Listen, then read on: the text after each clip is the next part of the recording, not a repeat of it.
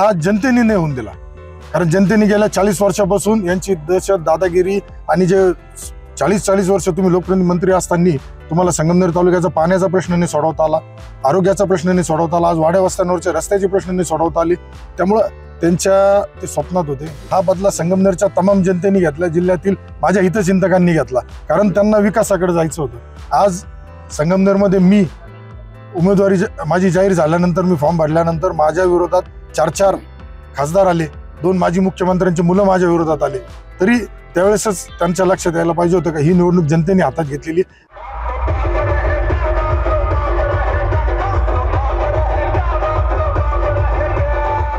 जनतेचे जेवढे मी आभार मानेन तेवढे थोडे आहेत। जनतेने माझ्यावर खूप ऋण केलेलं आहे, मला आज संधी दिलेली आहे काम करण्याची। खूप वैयक्तिक प्रकारची माझ्यावर टीका झाली, खालच्या प्रकारची टीका माझ्यावर झाली।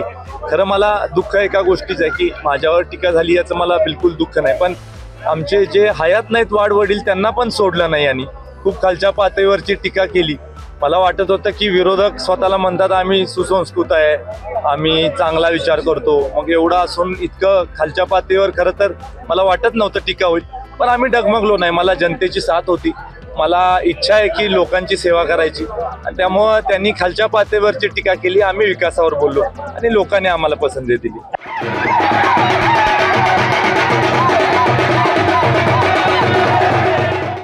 मागच्या 25 वर्षामध्ये अतिशय निष्क्रिय अशा प्रकारचं काम या मतदारसंघामध्ये झालं। नुसत्या विकासाच्या गप्पा मारून साध्या मूलभूत सुविधासुद्धा घनसावंगी मतदारसंघामधल्या जनतेला मिळालेल्या नाहीत।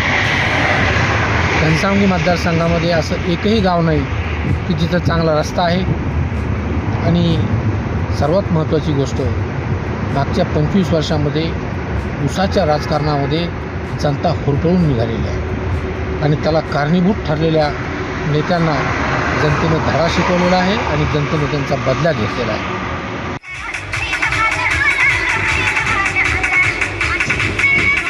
20 वर्षाची जे सत्ता होती आणि निष्क्रियता होती, आणि ज्या प्रमाणात विकास व्हायला पाहिजे त्या प्रमाणात विकास होऊ शकला नाही। दुसरी गोष्ट नौटंकी आणि ह्या सगळ्या गोष्टीला लोक म्हणजे हे झाले होते, बेजार झाले होते, आणि त्याच्यामुळं लोकांनी ठरवलं होतं की बदल पाहिजे, आणि बदल पाहिजे तो कोणता पाहिजे, तर हिंदुत्ववादीच बदल पाहिजे। कारण आगीतून फुफाट्यात जाणे आहे, या आमदाराला बदलून जर काँग्रेसचे उमेदवार निवडून दिल्यास आगीतून फुफाट्यातच जाण्यासारखा प्रकार होता। त्याच्यामुळं माझ्यासारख्या सामान्य कुटुंबातील आणि मला डमी म्हणून हिणवणाऱ्या उमेदवारांना त्यांनी चांगली चपराक आहे ती।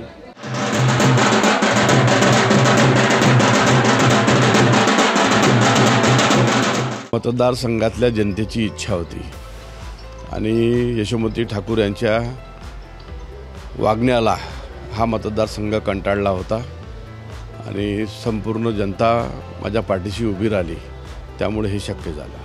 25 वर्षाचं त्यांच्या वडिलापासूनचं राजकारण आहे। 25 वर्षापासून साधे रस्ते नाल्यासुद्धा नाही आहे, म्हणजे मूलभूत सोयीसुविधा अजिबात नाही आहे, आणि काही असं विकासाचं कोणतं काम केलं नाही।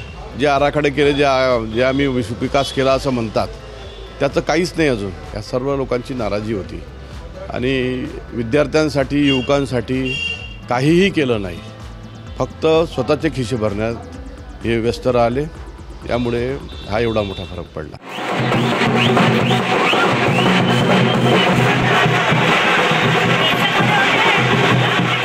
ही लढत एक म्हणजे खेळ असतो ना, कुठली स्पर्धा, त्या पद्धतीने बघितलेलं आहे की आपल्याला जिंकायचंच आहे। कुठली स्पर्धा असेल तर जिंकायचं, त्या उद्देशाने मी या स्पर्धेमध्ये किंवा आखाड्यात उतरलेलो होतो, आणि मला माहिती होते 2 बलाढ्य आहेत, त्यांच्या पुढे टिकाव आपला लागेल की नाही शंका होती, परंतु एक मला लोकांवर विश्वास होता, जनतेवर पूर्ण विश्वास होता, शिवसैनिकांवरती विश्वास होता, बाळासाहेबांचा आशीर्वाद होता, उद्धव साहेबांचा आशीर्वाद होता। मला तशी एवढी धुकधुक नाही वाटली, मला वाटलेलं मी जिंकणार, मला माहिती होता।